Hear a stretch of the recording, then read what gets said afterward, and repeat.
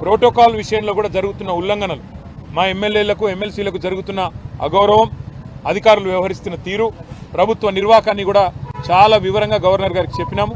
Governor గారు ఈ విషయంలో నేను ఒక లేఖ రాస్తాను ప్రభుత్వానికి, తప్పకుండా ఎవరి మర్యాద అయినా కాపాడవలసిన బాధ్యత డెమోక్రాటిక్గా ఎవరు గెలిచినా ప్రజాప్రతినిధి, వారి గౌరవానికి భంగం వాటిల్లితే మంచిది కాదు, నేను ఒక ఉత్తరం కూడా రాస్తాను రాష్ట్ర ప్రభుత్వానికి అని చెప్పారు.